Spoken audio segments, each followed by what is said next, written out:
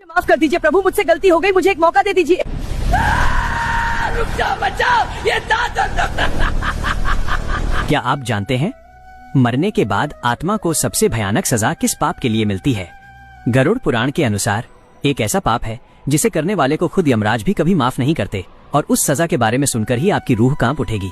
कहा जाता है कि उस आत्मा को एक ऐसी जगह भेजा जाता है जहां हर पल सिर्फ असहनीय दर्द, घना अंधेरा और पछतावा होता है।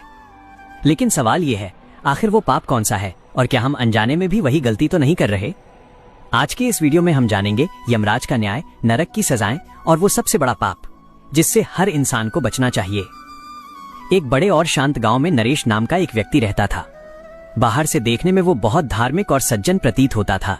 उसका नियम था रोज सुबह जल्दी उठकर स्नान करना, मंदिर जाना, भगवान के सामने दीप जलाना और ऊंची आवाज में मंत्रों का जाप करना। वो ये सब इसलिए करता था ताकि लोग उसे एक बड़ा धर्मात्मा समझें। गांव के लोग भी उसकी इसी बनावटी छवि के कारण उसका बहुत सम्मान करते थे। लेकिन सच्चाई इससे बिल्कुल अलग थी। उसके भीतर अहंकार कूट कूट कर भरा हुआ था। उसे अपने धन और अपनी ताकत पर बहुत घमंड था। विडंबना देखिए, जो व्यक्ति मंदिर में झुकता था वो अपने ही घर में अपने बूढ़े माता पिता को बोझ समझता था। वो उनकी छोटी छोटी जरूरतों तक को नजरअंदाज कर देता था। उसकी माँ कई बार उसे ममता के साथ समझाने की कोशिश करती। वो कहती, बेटा, जीवन में सबसे बड़ा धर्म दूसरों को सम्मान देना और उनकी सेवा करना होता है। लेकिन नरेश को इन बातों में कोई दिलचस्पी नहीं थी। वो उल्टा अपनी माँ को ही डांट देता और कहता, मुझे मत सिखाओ, मुझे अच्छी तरह पता है कि क्या सही है और क्या गलत। उसके पिता, जिन्होंने कभी उसे अपने कंधों पर बिठाकर पूरे गांव की सैर कराई थी, आज उसी बेटे के सामने हर दिन अपमानित होते थे।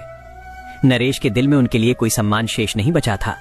इतना ही नहीं, जब गांव के गरीब लोग उससे मदद मांगने आते तो वो उन्हें दुत्कार कर भगा देता। वो उनसे कहता, मेहनत करो, मुफ्त में यहाँ कुछ नहीं मिलता। धीरे धीरे नरेश का दिल इतना कठोर हो गया कि उसे किसी के भी दर्द से अब कोई फर्क नहीं पड़ता था। एक दिन उसी गांव में एक तेजस्वी वृद्ध साधु का आगमन हुआ। उनकी आंखों में गहरी शांति और चेहरे पर एक अद्भुत तेज था। उन्होंने गांव के सभी लोगों को इकट्ठा किया और उन्हें कर्म और धर्म का असली महत्व समझाया। उन्होंने कहा, तारांकन, इस संसार में हर कर्म का फल निश्चित है। कोई भी व्यक्ति अपने कर्मों के लेखे जोखे से बच नहीं सकता। जो जैसा बोता है उसे वैसा ही फल काटना पड़ता है। जब वे साधु नरेश के द्वार पर पहुंचे तो उसकी स्थिति देखकर उन्होंने कहा, तारांकन बेटा, केवल बाहरी पूजा पाठ से कुछ हासिल नहीं होता। असली पूजा तो दूसरों के प्रति प्रेम और सम्मान में छिपी है। अगर तुम किसी को दुख दे रहे हो तो समझ लो कि तुम अपने लिए ही दुख का बीज बो रहे हो। नरेश ने उनकी बात सुनी और व्यंग्य भरी हंसी के साथ बोला, तारांकन बाबा, ये सब पुरानी किताबों की बातें हैं। आज के इस दौर में सिर्फ पैसा और ताकत ही सब कुछ है। साधु ने अत्यंत गंभीर स्वर में चेतावनी दी, जब समय आएगा तब तुम्हें अपने हर एक कर्म का हिसाब देना होगा और याद रखना, उस दिन कोई भी शक्ति तुम्हें बचा नहीं पाएगी।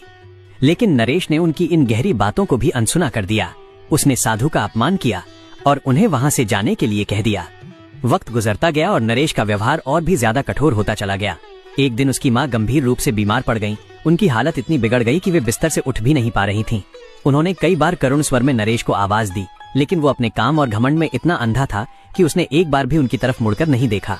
उसकी माँ दर्द से कराहती रहीं, आंखों में आंसू लिए अपने बेटे की राह तकती रहीं, पर नरेश का दिल नहीं पसीजा। उसी रात उसकी माँ ने अपनी आखिरी सांस ली। जाते जाते उनके अंतिम शब्द यही थे, बेटा, दूसरों का दर्द समझना सीखो, यही सबसे बड़ा धर्म है। दुख की बात यह थी कि अपनी माँ की मृत्यु का भी नरेश के पत्थर दिल पर कोई असर नहीं हुआ। कुछ ही समय बाद उसके पिता भी अकेलेपन और इसी गहरे दुख के कारण इस दुनिया से विदा हो गए। लेकिन माता पिता को खोने के बाद भी नरेश के व्यवहार में कोई बदलाव नहीं आया। वो अब पहले से भी ज्यादा निर्दयी और अहंकारी हो गया था। उसके जीवन का एकमात्र उद्देश्य सिर्फ अपना फायदा रह गया था और दूसरों के दुखों को नजरअंदाज करना अब उसकी आदत बन चुकी थी। एक रात जब चारों ओर गहरा सन्नाटा पसरा था, अचानक नरेश की तबीयत बिगड़ने लगी। उसकी सांसें तेज होने लगी और देखते ही देखते उसका पूरा शरीर ठंडा पड़ गया। जैसे ही उसकी आत्मा शरीर से अलग हुई, उसने देखा कि वो खुद अपने ही मृत शरीर के पास खड़ा है और उसके परिवार वाले रो रहे हैं। वो जोर जोर से चिल्लाकर कहना चाहता था कि मैं यहाँ हूँ, मैं जीवित हूँ, लेकिन उसकी आवाज सुनने वाला वहाँ कोई नहीं था। तभी अचानक पूरे वातावरण में एक अजीब सी ठंडक फैल गई। अंधेरे को चीरते हुए दो भयानक यमदूत वहाँ प्रकट हुए। उनकी आंखें दहकते हुए अंगारों की तरह लाल थीं और उनके चेहरों पर दया का कोई नामो निशान नहीं था। उन्होंने बिना कुछ कहे नरेश को मजबूती से पकड़ लिया और उसे घसीटते हुए एक बेहद अंधेरे और डरावने रास्ते पर ले जाने लगे। नरेश डर के मारे थर थर कांप रहा था। वो बार बार उनसे रहम की भीख मांग रहा था, लेकिन उन यमदूतों पर उसकी चीख पुकार का कोई असर नहीं हुआ। उस भयावह रास्ते पर चलते हुए उसने कई अन्य आत्माओं को देखा जो अपने पापों की सजा भुगतते हुए दर्द से कराह रही थीं। किसी को नुकीले कांटों पर घसीटा जा रहा था तो किसी को धधकती आग में जलाया जा रहा था। ये खौफनाक मंजर देखकर नरेश का कलेजा कांप उठा। एक लंबी और कष्टदायी यात्रा के बाद नरेश यमलोक पहुंचा। वहां चारों ओर एक अजीब सा सन्नाटा और भारी डर का माहौल था। उसे सीधे यमराज के दरबार में ले जाया गया, जहां एक विशाल सिंहासन पर स्वयं यमराज विराजमान थे। उनके पास ही चित्रगुप्त खड़े थे, जिनके हाथों में एक बड़ा ग्रंथ था, वही ग्रंथ जिसमें हर आत्मा के कर्मों का पूरा लेखा जोखा दर्ज होता है। यमराज ने अपनी गंभीर और गूंजती हुई आवाज में कहा, तारांकन नरेश, तुम्हारा समय समाप्त हो चुका है। अब तुम्हें अपने कर्मों का फल भुगतना ही होगा। तभी चित्रगुप्त ने उसके पापों की सूची पढ़नी शुरू की। उन्होंने बताया कि कैसे उसने अपने जन्म देने वाले माता पिता का अपमान किया, कैसे गरीबों की मजबूरी का मजाक उड़ाया और कैसे जानबूझकर लोगों को दुख पहुंचाया। ये सब सुनकर नरेश के होश उड़ गए। वो कांपते हुए यमराज के चरणों में गिर पड़ा और गिड़गिड़ाते हुए बोला, मुझे एक मौका और दे दीजिए, मैं सब ठीक कर दूंगा। लेकिन यमराज के चेहरे पर कोई भाव नहीं बदला। उन्होंने कठोरता से कहा, तारांकन, समय निकल चुका है नरेश, अब कोई माफी नहीं, केवल न्याय होगा। और याद रखना, न्याय हमेशा निष्पक्ष होता है। यमराज के आदेश पर यमदूत नरेश को रौरव नरक की ओर ले गए। वहां का दृश्य इतना खौफनाक था कि उसे देखकर ही उसकी आत्मा कांप उठी। चारों ओर आग की भीषण लपटें उठ रही थीं, जमीन तपते हुए लोहे जैसी जल रही थी और डरावने जीव यहाँ वहां घूम रहे थे। जैसे ही नरेश वहां पहुंचा, उन भयानक जीवों ने उस पर हमला कर दिया। उसे अब ठीक वही दर्द महसूस हो रहा था जो उसने अपने जीवन में दूसरों को दिया था।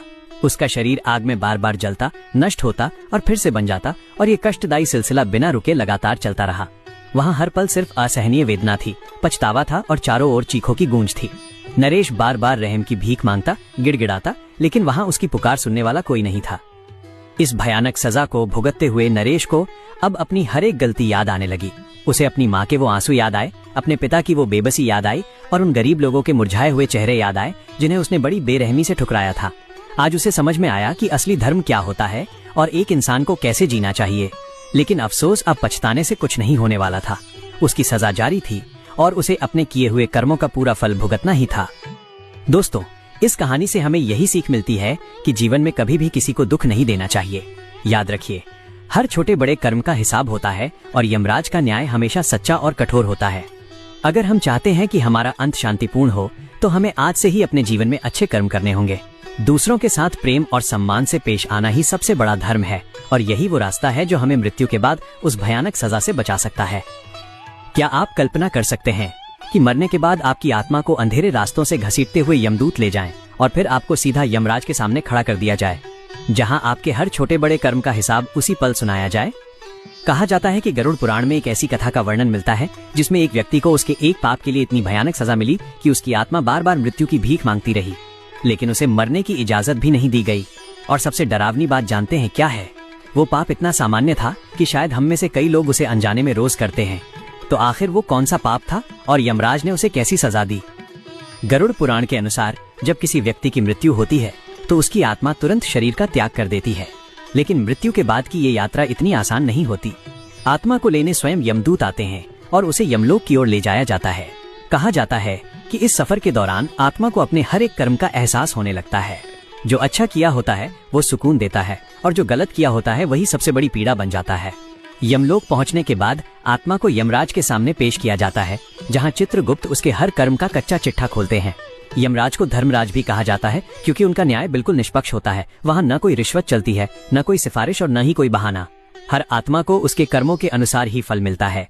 अगर किसी ने पुण्य किए हैं तो उसे स्वर्ग की प्राप्ति होती है, लेकिन पाप करने वालों को नरक की भीषण यातनाएं झेलनी पड़ती हैं। गरुड़ पुराण में कई प्रकार के नरकों का वर्णन है, जहां अलग अलग पापों के लिए अलग अलग सजाएं तय हैं। कहीं उबलते तेल की कड़ाही है, कहीं कांटों से भरे जंगलों में घसीटा जाना, तो कहीं धधकती आग में जलना। लेकिन इन सब में एक सजा सबसे भयानक मानी गई है, और वो सजा उस आत्मा के लिए है जिसने दूसरों को जानबूझकर कष्ट दिया हो, किसी का भरोसा तोड़ा हो या अपने स्वार्थ के लिए किसी निर्दोष का दिल दुखाया हो। ऐसी आत्मा को केवल शारीरिक पीड़ा ही नहीं मिलती, बल्कि उसे वही दर्द बार बार महसूस कराया जाता है जो उसने दूसरों को दिया था। उसकी हर चीख, हर आंसू और हर पछतावा उसके सामने फिर से जीवित हो उठता है। वहां से भागने का कोई रास्ता नहीं होता। पर सबसे बड़ा सवाल ये है, क्या ये सजा सिर्फ मरने के बाद मिलती है? नहीं। गरुड़ पुराण बताता है कि जो व्यक्ति दूसरों को दुख देता है वो अपने जीते जी भी उसी पीड़ा को महसूस करने लगता है। उसके रिश्ते टूटने लगते हैं, मन अशांत रहता है और सुख सुविधाएं होते हुए भी उसे जीवन में शांति नहीं मिलती। इसलिए मनुष्य के लिए सबसे बड़ा ज्ञान यही है कि धर्म केवल पूजा पाठ या दिखावे में नहीं है। असली धर्म है किसी के चेहरे पर मुस्कान लाना, किसी के दर्द को समझना और किसी को जानबूझकर कभी कष्ट न देना। याद रखिए, हर कर्म लौट कर आता है, हर आंसू का हिसाब होता है और हर दर्द का न्याय निश्चित है। अगर आप चाहते हैं कि आपका जीवन शांति से भरा हो और अंत में आपको डर नहीं बल्कि सुकून मिले, तो आज से ही अपने कर्मों को सुधारिए। किसी का दिल मत दुखाइए और जहां तक हो सके खुशियां बांटिए। गरुड़ पुराण के अनुसार सबसे बड़ा पाप है किसी निर्दोष को कष्ट देना और उसे धोखा देना। विशेष रूप से माता पिता का अपमान करना, किसी का विश्वास तोड़ना, लालच में गलत रास्ता चुनना और धर्म के खिलाफ जाकर दूसरों को प्रताड़ित करना। लेकिन सबसे भयानक पाप है किसी मासूम और निर्बल व्यक्ति को जानबूझकर दर्द देना। ऐसे पापियों को रौरव नरक में भेजा जाता है, जहां हर पल उन्हें वही दर्द मिलता है जो उन्होंने दूसरों को दिया था। वहां जहरीले जीव हमला करते हैं, शरीर बार बार नष्ट होता है और फिर से बन जाता है। ये चक्र अंतहीन चलता रहता है। वहां न कोई मदद होती है, न कोई दया, सिर्फ अनंत पीड़ा। कई बार हम सोचते हैं कि हमने तो जानबूझकर कुछ गलत नहीं किया, लेकिन गरुड़ पुराण कहता है कि अगर आपकी वजह से किसी को कष्ट पहुंचा है तो वो भी आपके पापों के खाते में गिना जाता है। अगर आप इस भयानक सजा से बचना चाहते हैं तो कुछ बातें हमेशा गांठ बांध लें।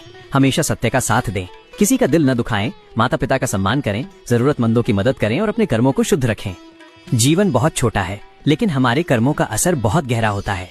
आज हम जो बीज बो रहे हैं वही हमारे कल का फैसला करेगा। इसलिए हमेशा अच्छे कर्म करें ताकि मृत्यु के बाद भी आपकी आत्मा को शांति मिले। अब आप बताइए, क्या आपने कभी अनजाने में भी ऐसा कोई काम किया है जिससे किसी को दुख पहुंचा हो? अगर हाँ, तो आज ही उसे सुधारने की कोशिश करें। और अगर आप चाहते हैं कि मैं गरुड़ पुराण के और भी रहस्यों को आपके सामने लाऊं, तो इस वीडियो को लाइक करें और चैनल